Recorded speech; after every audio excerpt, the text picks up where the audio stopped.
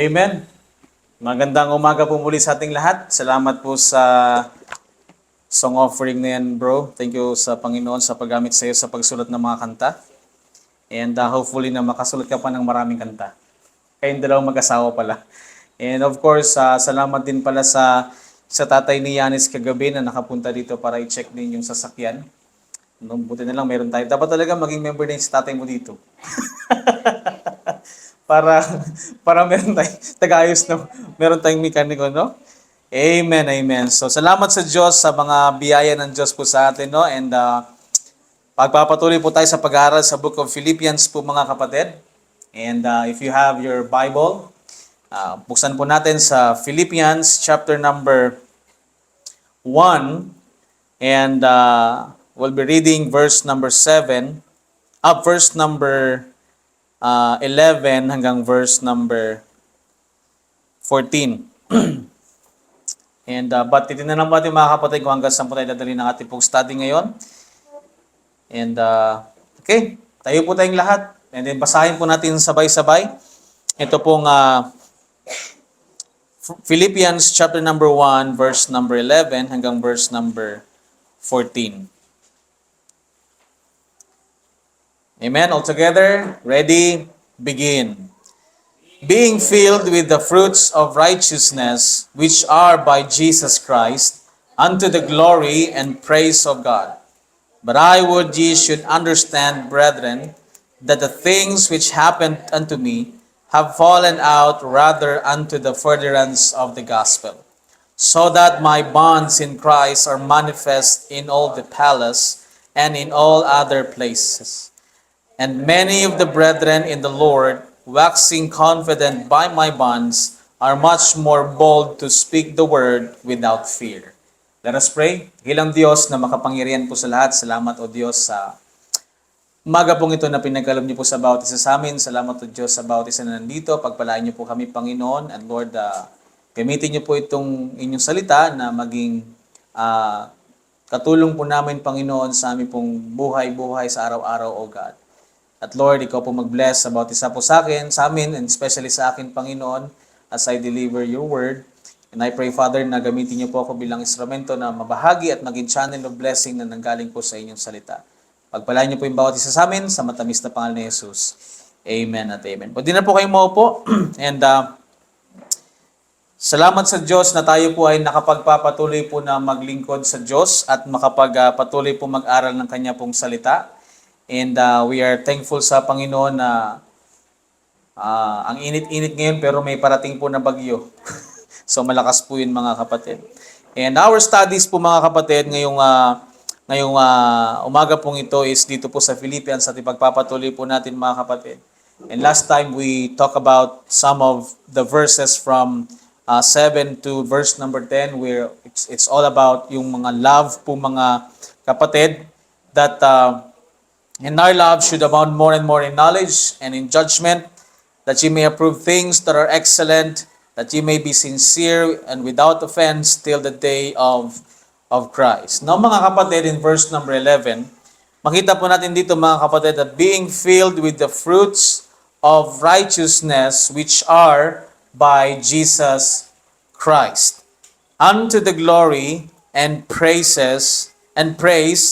of God. So mga kapatid, one thing is we need to understand na ang isa pong ligtas mga kapatid by the finished work of our Lord Jesus Christ will be filled by the fruit of righteousness. Bakit po mga kapatid? Because mga kapatid, one thing is our righteousness came from the Lord Jesus Christ. Now mga kapatid, ang isang bagay po na dapat nating maintindihan na yung believer's life regarding po dito sa verse number 11 mga kapatid. And though ito pong fruits na to are, of course, we know it produced by the Holy Spirit, the moment that the Holy Spirit dwells in every believer po mga kapatid, they are by Jesus Christ because righteousness came from Jesus Christ po mga kapatid to bring the glory to God, the Father, and ito pong bagay nito mga kapatid is only takes place or magkakaroon lang ang isang Kristiyano, ng isang tao ng ganitong bagay mga kapatid is kung sila po ay ligtas. At the moment na ikaw po ay naligtas mga kapatid, you should be bearing fruit. Amen? Hindi po siguro makita po lahat sa atin to, but mga kapatid, the more that we grow, the more that we understood those things na sinasabi po ng banal na kasulatan regarding of that being filled with the fruits of righteousness. Kasi nandyan na yan sa iyo mga kapatid eh. The thing lang is, hindi lang po siya minsan nakikita po sa ating buhay. It's because maybe we don't understand the truth from it. Or maybe masyado pong diverted yung ating pong mind sa mga bagay-bagay po mga kapatid. Or maybe mga kapatid, most especially sa bawat isa po sa atin, na yung priority natin is nagkakaroon po ng pagkaiba-iba. But mga kapatid, the moment we understood the thing, mga kapatid, dito po sa salita ng Diyos, na Christian, na filled ka ng righteousness ng Panginoon. And we talk about this mga kapatid, most especially in Romans chapter number 4, verse number 15, sabi ng Bible po dyan mga kapatid, Romans chapter number 4, verse number 22, nang sabi dyan mga kapatid, and therefore it was imputed to him for righteousness. Verse number 23, now it was not written for sake alone that it was imputed to him, but for us also, to whom shall be imputed if we believe on him that raised up Jesus our Lord from the dead. So mga kapatid, let us understand that yung righteousness ng Panginoon is na-impute sa Panginoong Jesus at hindi lang po para po sa Kanya, kundi para din po sa atin. The moment we believe, magkakaroon po tayo ng righteousness na nanggaling po sa Panginoong Jesus. Katulad po ng sinabi ng Romans chapter number 3, verse number 22, even the righteousness of God, which is by faith of Jesus Christ, unto all and upon all them that believe, for there is no difference. So kaya mga kapatid, the moment we got saved, that we became righteous. You became righteous because dahil po sa ginawa ng Panginoong Hesus doon sa krus ng Kalbaryo. Dahil po na naniwala po tayo sa ginawa ng Panginoong Hesus doon sa krus ng Kalbaryo. So mga kapatid, nung tayo po ay naligtas, meaning naging Christian po tayo. So mga kapatid, Christian should be a fruit bearer po mga kapatid. Hindi para maligtas. Hindi para sabihing ligtas ka, but a Christian should bear fruit po mga kapatid. Amen? Mga kapatid, nung tayo po ay naligtas, meron ka ba ni isa sa fruit na mga yan? Do you think that you have even one nung panahon na ikaw po ay naligtas? Let's go on Galatians chapter number 5 para makita po natin mga kapatid. Now, you think about yourselves, simula po nung ikaw ay naligtas, mga kapatid, ano na ba yung meron sa tingin mo na nagmanifest sa buhay mo sa mga bagay po na ito, mga kapatid? Galatians 5 verse number 22, the Bible says, but the fruit of the Spirit is love, joy, peace, long-suffering, gentleness, goodness, faith, meekness, temperance. Against such there is no law. So mga kapatid, what do you think about nung ikaw po ay naligtas, panahon na naligtas ka, kailan mo naintindihan na naligtas ka, sa panahon po ngayon mga kapatid, meron na bang nagbe-bear fruit sa buhay po natin sa mga bagay po na yan? Amen? Do we start loving other people? Do we start loving yung mga kamag-anak po natin na hindi po ligtas, mga kapatid? Na the moment na kasi ang bagay niya mga kapatid, ibibigay mo or papakita mo yung pagmamahal sa kanila sa pamamagitan po ng pagsabi ng katotohanan sa kanila kung ano po yung kaligtasan. So do we have that? Do we have joy? Amen? Sa paglilingkod ba sa Panginoon, meron ka bang joy? Or baka napipilitan ka lang mga kapatid? Napipilitan lang tayo na maglingkod sa Panginoon. Do we have long-suffering? Do we have gentleness, goodness, and faith? Yung faith po ba natin is nag-increase na po ba? Mas naintindihan po ba natin mga kapatid? Do we have meekness, temperance? Nagkakaroon ba tayo nito mga kapatid? So mga kapatid, the moment we are being filled with the fruit of righteousness, which are by Jesus Christ, now mga kapatid, this is not for your own sake. This is not para sabihin sa tao na ito ako, tignan mo ako klaseng Kristiyano ako, magaling akong Kristiyano, ito ako lahat ng fruit ng Holy Spirit na sa buhay ko, tignan mo ako. But mga kapatid, the point of it is not for your own sake po mga kapatid. Because the Bible says there, itong fruits of righteousness na na-feel po tayo is unto the glory and praise of God. Kaya mga kapatid, hindi pwedeng sabihin mo, tinan mo, ito yung Kristiyano dapat mong tularan. No? Amen? Kumbaga, pagmamayabang mo sa kapatiran, kung meron kang Kristiyano na dapat mong tignan, lalayo ka pa ba? Dito na yung sa harap mo. Lahat ng fruits nandito na sa akin. Nung pala, no, mangga, guyaba, no? Mga kapatid, let us always understand, mga kapatid.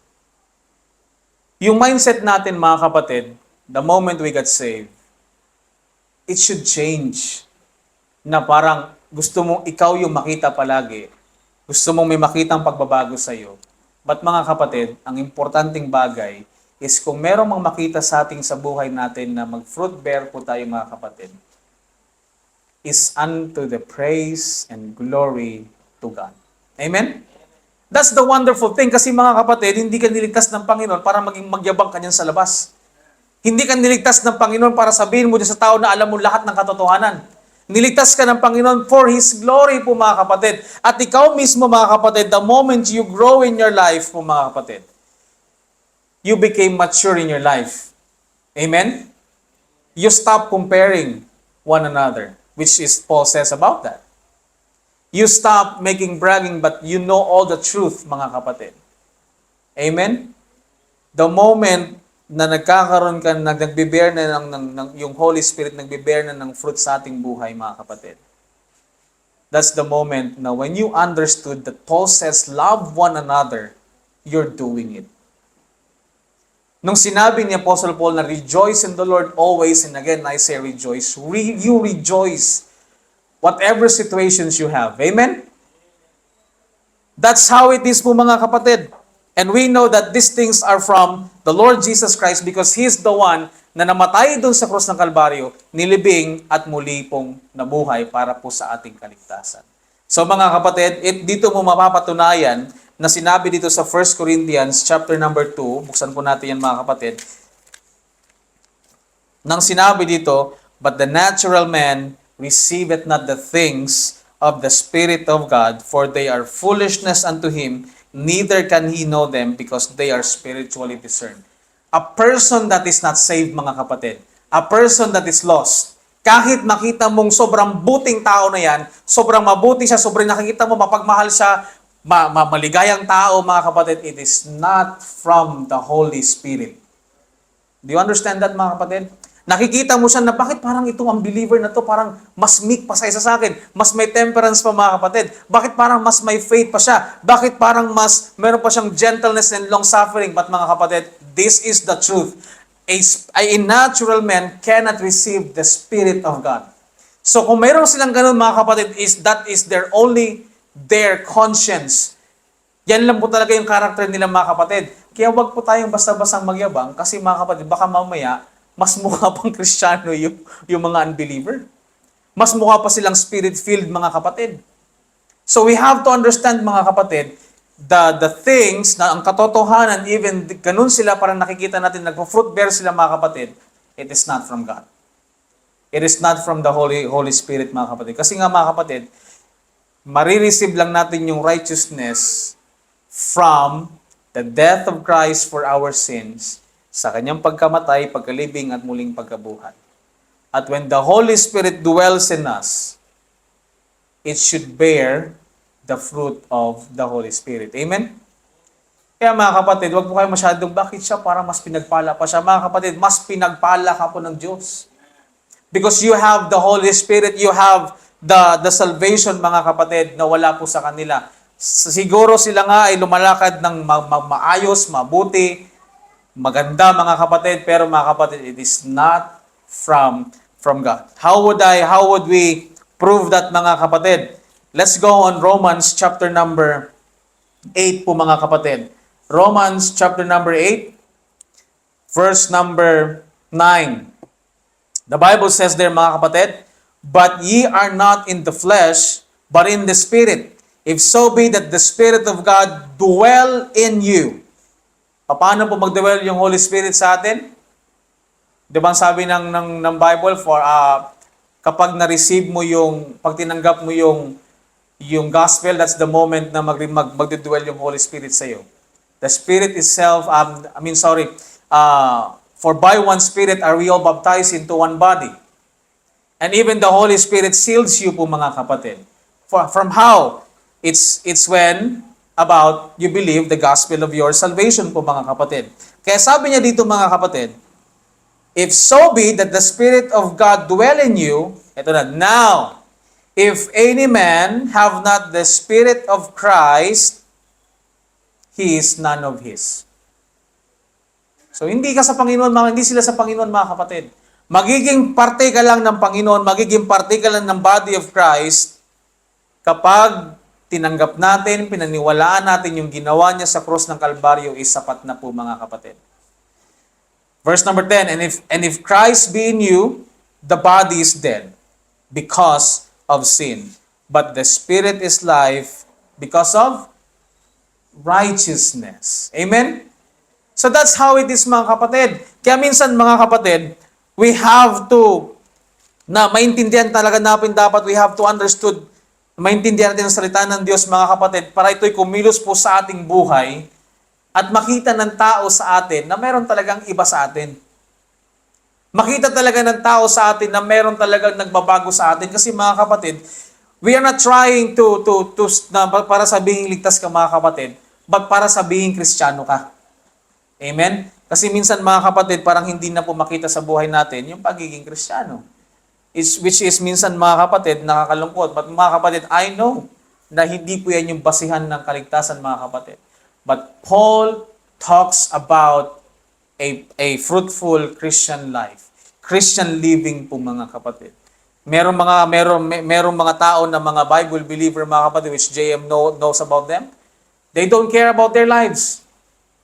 They still do what they wanted to do. Gusto nila kung ano yung gusto nilang gawin, ano yung kinagistan nilang gawin, ginagawa pa rin nila mga kapatid. But when you hear them preach mga kapatid, grabe sila mag-preach. They can teach you a lot of things. Pero mananatili yung buhay nila na gusto nila. Mga kapatid, the moment we got saved, hindi naman talaga dapat yung kalooban natin ang masunod. Amen? Kaninong kalooban ang masunod dapat sa buhay natin? Kitatay? Sa Diyos mga kapatid. At ipapadaan niyan sa chain of command po mga kapatid. And in your house, of course, your authority is your Father. Pero mga kapatid, makikita mo kung ano yung kalooban ng Diyos sa buhay mo kapag natututo tayo sa salita ng Diyos po mga kapatid. Amen? So we have to know mga kapatid regarding of that. So kung hindi ka sa Diyos, you don't have the righteousness, at even you're parang gumagawa ka ng kabutihan kasi nga tinuturo po yan sa kanila. Tinuro ng magulang na maging mabuti kang anak. Amen? So mga kapatid, but mga kapatid, sa isang Kristiyano po mga kapatid, being filled with the fruits of righteousness which are by Jesus Christ unto the glory and praise of God. Mga kapatid, kapag tayo po dumating sa punto ng buhay natin, natututo po tayo, lumalalim po tayo sa salita ng Diyos. Wag po natin ipagmayabang kung anong mayroon po tayo mga kapatid. What I am trying to tell you is to be bold enough. Like how Apostle Paul write in here, mga kapatid. Na maging bold ka at magkaroon ka ng courage na magsalita ng tama. Amen? Look at verse number 12, mga kapatid. But I would ye understand, brethren, that the things which happen unto me have fallen out rather unto the furtherance of the gospel. So mga kapatid, makikita mo po yung buhay ni Apostol Pablo. Kung gusto mong makita mo kung ano po yung buhay na meron siya regarding na kung ano po yung nangyari sa kanyang mga kapatid na nakulong siya. You can read Acts 16 and you can also read Acts 21 hanggang verse number 28 mga kapatid. Paano ba nangyari sa kanyang buhay? At maintindihan mo kung ano yung ginagawa ni Apostol Pablo po mga kapatid. But mind you mga kapatid, si Paul, hindi po siya na-send sa prison kasi criminal siya. He was sent to prison because of gospel. Because of preaching na tingin ng tao, iba to. He is blaspheming on something and then kinulong si Apostle Pablo po mga kapatid. Di ba anong sabi sa kanya? May narinig kami doon sa market. Nagsasalita siya ng hindi parehas sa atin. At even mga kapatid, even in synagogue, hindi siya tanggap. Why? Because there is a difference between that. Makikita mo kagad mga kapatid na when Peter spoke sa mga synagogue, sa mga Israel, kapag nagsabi siya mga kapatid na kanyang pinipreach, hindi naman siya inaaway. Amen? Pero mga kapatid, nung si Apostol Pablo yung nagsalita na ang kaligtasan walang kasamang batas, nagkarambola yung mga utak nila mga kapatid. Kasi bakit? Hudyo si Paul. And his name was Saul. Pero mga kapatid, now, sabi niya dito, but that I should understand. Now mga kapatid, we should understand in our time today mga kapatid, kailangan din po nating maintindihan ang buhay ni Apostol Pablo para maintindihan niyo po yung kanyang buhay. Kung ano yung dinanas niya bilang isang Kristiyano at apostol ng Panginoong Jesus po mga kapatid. Now, these things mga kapatid is because for the furtherance of the gospel. Now tayo mga kapatid, if we're going to ask ourselves, ano po yung kaya natin gawin for the furtherance of the gospel? How bold are we? At meron ba tayong courage mga kapatid for the furtherance of the gospel? Alam niyo po mga kapatid, kumbaga parang nabanggit ko na nga to, we have to be thankful in the Philippines kasi nga, pag nagsalita ka ng gospel, wala namang mangyayari sa'yo. Pero mga kapatid, kapag pumunta ka na sa mga countries na mga communist na hindi tanggap ang Kristyanismo mga kapatid, magkakaroon ka ng problema. Amen? Dito, you have a freedom. You can preach anywhere. Kahit magkasabayan pa kayo dyan ng mga iba't ibang mga denomination po mga kapatid. Siguro magkakaroon lang ng mga disputes, magkakaroon ng debates, magkakaroon ng something. Pero mga kapatid, if you know how to umiwas sa mga ganyang bagay, di yun ang darating sa buhay mo yung mga kapatid. Kasi mga kapatid, if you love God, if you love your family's friends and so forth po mga kapatid, you will be having a boldness and courage to speak, sabihin ang katotohanan mga kapatid sa kanila. Now again, Paul, hindi po siya na-send sa prison kasi kriminal siya. He was sent to prison because of his endeavor in his journey, because of his ministry, because of the mystery program that God has revealed to him. Most especially, mga kapatid, because of preaching the gospel of the grace of God. Now, mga kapatid, it's not easy. Alam niyo po yung buhay ni Apostol Pablo, hindi po naging madali po sa kanya. Alam niyo po kung bakit? Kasi transition yun, mga kapatid. Kumbaga yung tao na sanay sila na yung sinusunod, yung pinakikinggan, may palaging kaakibat na batas. Kaya mga kapatid, ibabalik ko muli na panahon po ng si James nagsabi kay Paul, Paul, anong gagawin mo sa mga tao na to that they were zealous of the law? Anong gagawin natin sa bagay na yan? Amen? Pero mga kapatid, do you think that natinag ba si Apostle Pablo ng ganyang bagay? Hindi po mga kapatid. Kaya nga nagkaroon din po siya ng courage na i-declare, i-reveal kung ano yung pinipreach niya sa mga apostol, sa mga kila Peter and the other apostles po mga kapatid. Mga disciples po ng Panginoong Jesus. So mga kapatid, verse number 13, the Bible says there, so that my bonds in Christ are manifest in all. Ano sabi yan? In all palace and in all other places. Amen? Sa atin yan. Ano kaya yung buhay natin para sa mag-manifest, no? Kumbaga mga kapatid, halimbawa, pumunta ka sa isang lugar, pag alis mo doon, ano yung iniwan mong bakas doon? Ano kaya yung sasabihin ng tao sa iyo mga kapatid? Siguro in our past, nung hindi ka pa Kristiyano, siguro marami. But let's forget about those things mga kapatid. Nung panahon na Kristiyano ka na. Napunta ka sa lugar na to, napunta ka sa lugar na yan, napunta ka sa lugar na yan. Pag alis mo dyan, Ano yung nag-manifest sa kanila doon sa pagpunta mo sa lugar na yan, mga kapatid? Ano yung sasabihin ng tao sa buhay mo nung nandoon ka na? Ay, si ano? Baw, na, si Tuto? Baw, gid. Daw, hindi, hindi ko maintindihan si Tuto. Sige man tumubog. Parating ng linggo dito. Nagsimba ka galing dito? Wow. Mga kapatid, we're not trying to, but mga kapatid, these are the things na dapat po nating maintindihan.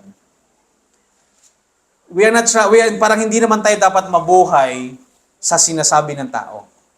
Hindi ka naman talaga dapat mabuhay sa bagay na yan kung tama talaga yung ginagawa mo, mga kapatid. Pero kung yung tao, lahat ng tao, parang iisa yung sinasabi sa buhay mo, parang may problema niyan, mga kapatid. Meaning, hinahayaan mo mabuhay ka ng hindi tama.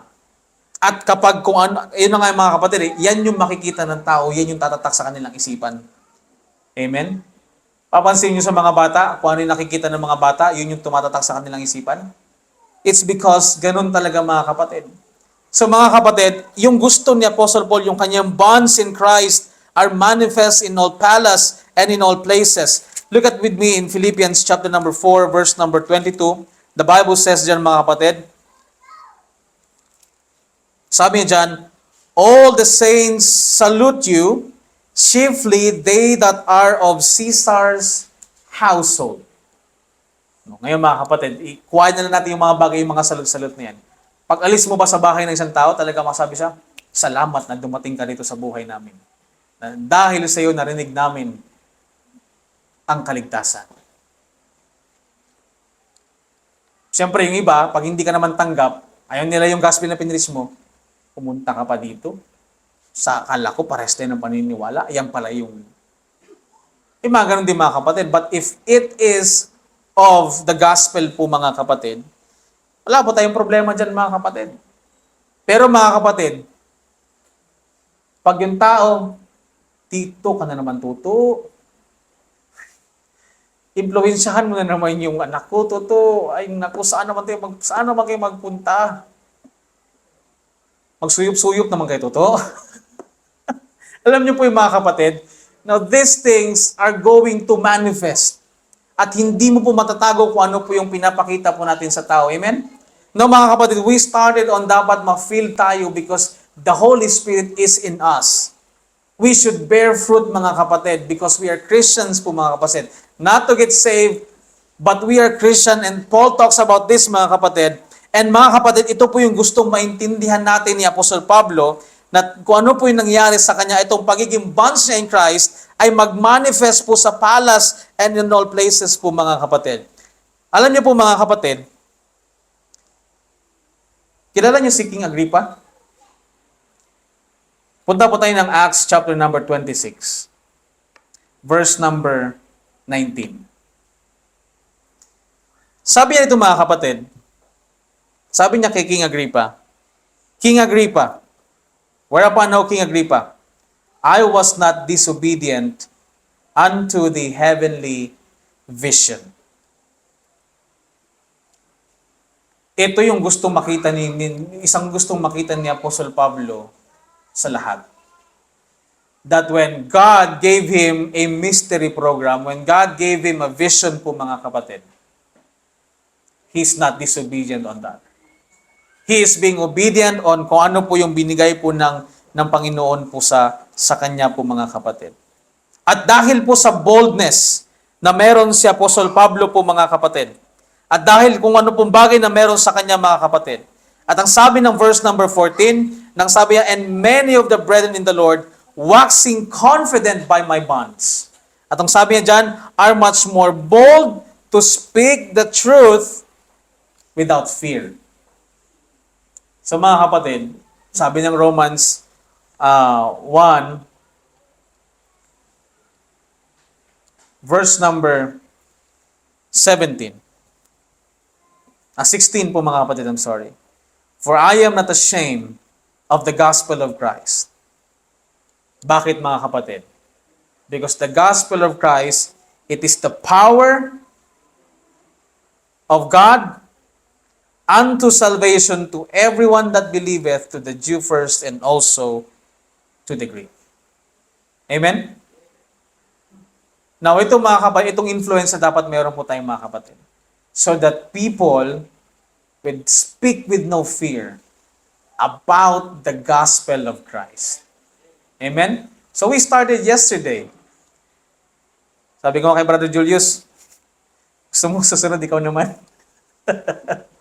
Amen? Si Brother Art, baka gusto niya sa susunod. You have to try it, mga kapatid. At even though kung ano man sabihin ng mga tao na yun, bayaan mo sila, basta ikaw sabihin mo ang tama, katotohanan na nanggaling po sa salita ng Diyos. 2 Timothy, mga kapatid, 2 Timothy, chapter number 1, verse number 7, the Bible says po, mga kapatid, for God hath not given us the spirit of fear, but of power and of love and of a sound mind. Be not thou therefore ashamed of the testimony of our Lord, nor of me his prisoner, but be thou partakers of the affliction of the gospel according to the power of God. If people will say na napaka-full mo para diyan ka magsalita sa harap ng maraming tao, na sabihin yung bagay na yan, if they will say na hindi naman walang katotohanan yung bagay na yan, mga kapatid, so be it, mga kapatid. Hayaan mo sila, mga kapatid. You have to tell them the truth. We have to tell them the truth, mga kapatid. Kasi mga kapatid, hindi po tayo na-ashamed dahil alam natin na yung gospel of Christ, that Christ died for our sins, was buried and rose again, it is the power of God unto salvation po, mga kapatid. At ito po yung nangyari at gustong mangyari ni Apostle Pablo po sa kanila. Nang sinabi yan, and many of the brethren in the Lord, waxing confident by my bonds. Amen? So nagkaroon po ng influence si Apostle Pablo. Are much more bold to speak the word without fear. Amen? Romans chapter number 8.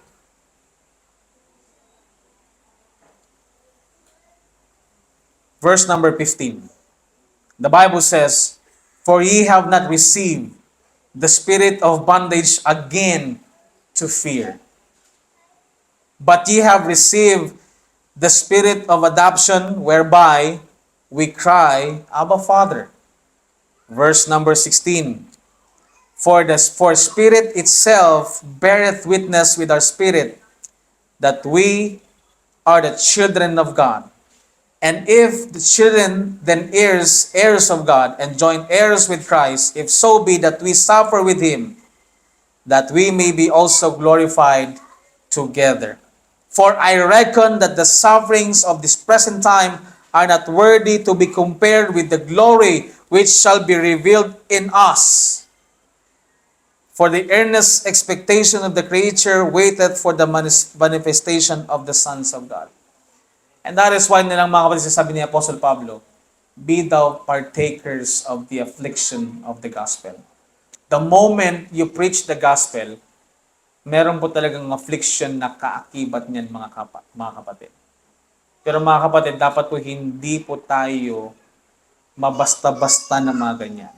But tanggapin natin, mga kapatid, na ito yung sinabi mo, hindi nila tinanggap, hindi ka pinatapos mag-aral, tinapon ka kung saan, hindi ka na namin ka-fellowship, diyan ka na, dito na kami, kasi yung sinasabi mo, hindi. Mga kapatid, be thou an affliction of that. Kasi mga kapatid, sino bang hindi makatanggap sa gospel na yan, mga kapatid? Unang-una, mga kapatid, si Satanas. Ang kaaway, mga kapatid, at hindi kaya tumanggap ng bagay po na yan, mga kapatid. And if the God of this world hath blinded our minds, then we are, parang alam mo, mga kapatid, ang sakit mang sabihin, pero parang yung nag-work po sa ating buhay is yung spirit ng ating kaaway. Which is nakakalungkot po, mga kapatid.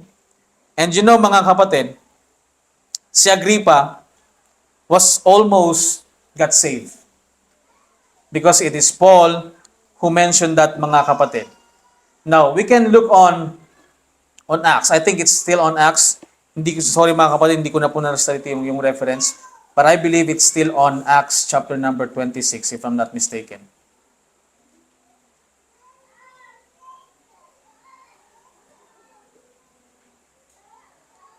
Search ko na lang.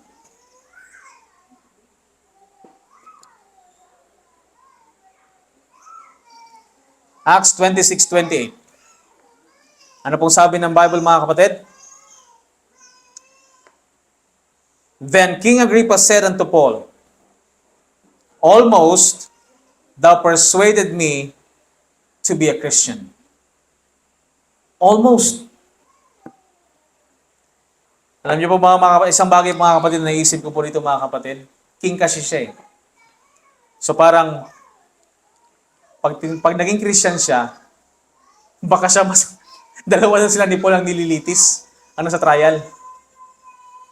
Pero mga kapatid, here's the thing, that even king almost persuaded to be a Christian po mga kapatid. Kaya mga kapatid, we just need to speak bold the word without fear. Huwag po tayong ma-shame sa testimony ng ating Panginoong Jesus. What is the testimony of our Lord Jesus Christ? His death for our sins. His burial and His resurrection po mga kapatid. That's the testimony of our Lord Jesus Christ. And that's why Paul was mentioning, for I am not ashamed of the gospel of Christ. That's the testimony of our Lord Jesus Christ. And even says, nor of me, His prisoner, that in my bonds are much more bold to speak the word without fear. Amen? Mga kapatid, let's go on Ephesians chapter number 6, verse number 18.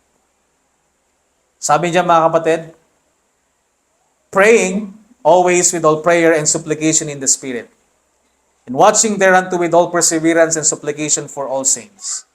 And for me, sabi niya dyan, the utterance may be given unto me that I may open my mouth, what? Boldly, to make known the mystery of the gospel, for which I am ambassadors in bonds, that therein I may speak boldly as I ought to speak. Amen? So mga kapatid, bawat isa po sa atin mga kapatid, na magsasalita mga kapatid, as long as tama at nasa Bible yung sinasabi mo, huwag ka pong matakot. At alam mo yung sinasabi mo na tamang kaligtasan sa panahon ngayon mga kapatid, huwag ka pong matakot. Speak the truth po mga kapatid. And always remember mga kapatid, that speak the truth in love. That they may grow up po mga kapatid. So instead, sa panahon po natin mga kapatid ngayon, so instead that the preacher should tell the truth,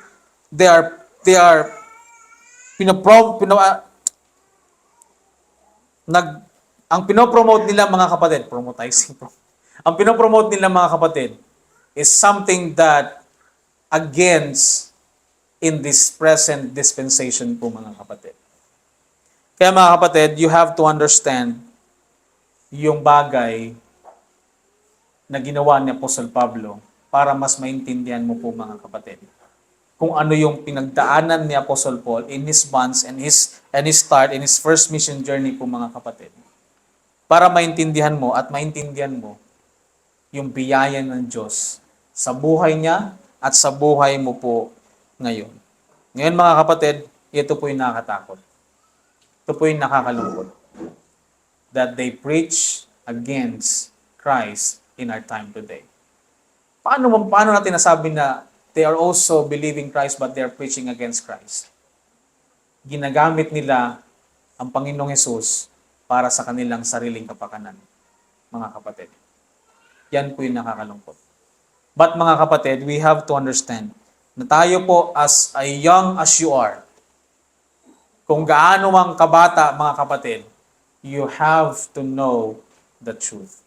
Hindi mo na kailangan abutin yung nangyari po sa buhay ko na naging pastor pa sa nag-aral pa ng Bible school sa kalang nakapag naintindihan yung mga bagay. Mga kapatid, hindi mo na kailangan abutin yung panahon ko na ganyan. Kasi mga kapatid, yung isang regret ko sa buhay ko, nasayang ko yung mga days kung saan nag-aliw ako sa mundo. Na pala noon pa lang, pwede na pala. Kailangan lang may magpaintindi. Kailangan lang may magsalita. Kailangan lang merong isang tumayo, mga kapatid, so that in bonds in Christ are manifest in all. At ang mga kapatid, ang sabi niya, that the waxing confident by my bonds, sa tumayo ka, are much bold to speak the truth without fear. Amen? Maybe because of you po mga kapatid. Dahil sa pagtayo mo, sumunod yung mga kasunod sa sayo mga kapatid. Na tumayo, na mayroon pong boldness, na mayroon pong courage, na magsalita ng katotohanan sa salita, na mayroon pong salita ng Diyos po mga kapatid. Amen? Huwag po tayo magpadala sa mga bagay-bagay na ang kunti nyo dyan, siguro hindi yan totoo. Hindi kayo tama. Kasi kunti lang kayo dyan. Yung mga tao, come and go. Mga kapatid, may mga reason kung bakit come and go ang tao. Isang bagay, lahat ng bagay na sinasabi sa kanila, nag-overshoot. Pangalawa, hindi nila iniintindi at hindi nila naiintindihan. Pangatlo, iniisip nila napakaraming mga bawal, mga kapatid. Pero mga kapatid, tayo po bilang isang Kristiyano, the moment that we read it, study it, and learn from it, and hear the Word of God, habang tayo po ay lumalago din yung dapat yung buhay mo bilang isang Kristiyano. Amen? Paano yan mga kapatid? The younger man should be taught by an aged man. A younger woman, dapat turuan sila ng mga aged women. So mga kapatid, paano tayo magtuturo? Paano natin mapapasa yung ating mga bagay na kailangan natin sa ating buhay sa mga nakakabata? Kung tayo mismo ayaw nating matuto, ayaw nating lumago, ayaw nating baguhin yung buhay natin mga kapatid. We don't need to ask God, na Lord, tulungan mo po ako. Yeah, of course. But we don't need to ask God, Lord, baguhin mo po yung buhay ko. Mga kapatid, kahit anong pray mo sa Panginoon na baguhin ang buhay mo, kung ikaw mismo wala kang desisyon sa buhay mo na magbago ka, kapatid, paano mag-work ang Holy Spirit na nasa sa atin, mga kapatid? Na ikaw mismo ang naghihindran sa Kanya na lumago. Amen? Na ayaw mong unang-una, kung ayaw tanggapin ng isang tao yung katotohanan sa salita ng Diyos, that will be hard, mga kapatid. So the prayer is that the word of the Lord have free course into our hearts. Na kung ano yung sinabi ng salita ng Diyos, yun po dapat ang ating tanggapin at ang ating paniwalaan sapagkat kailangan po nating lumago at maintindihan ang mga bagay-bagay na dapat nating maintindihan. Amen? So mga kapatid, hanggang dyan lang po muna tayo mga kapatid. Because it is 12:15. And I pray that mga kapatid, we learn something about that. Mga kapatid, read it again into your house. And basahin mo ng maigi. At tignan mo kung ano yung sinasabi ng Bible dyan mga kapatid. Tignan mo ng mabuti kung ano yung sinasabi ni Apostle Pablo. And I hope mga kapatid that it pierce in our heart that yung gusto niyang mangyari is for the furtherance of the gospel po mga kapatid. At even nakulong siya mga kapatid, he don't care. Because kailangan ng buhay mag-manifest sa lahat, ng buhay na kay Kristo mag-manifest sa lahat ng lugar mga kapatid.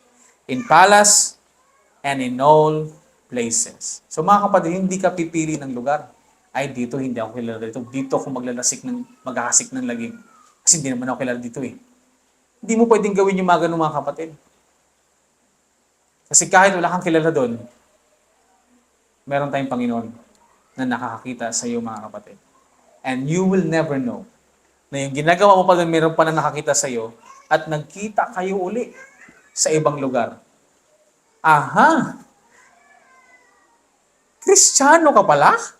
Diba? Baptist ka pala? Yan pa naman yung mga baptist ka gali. Diba?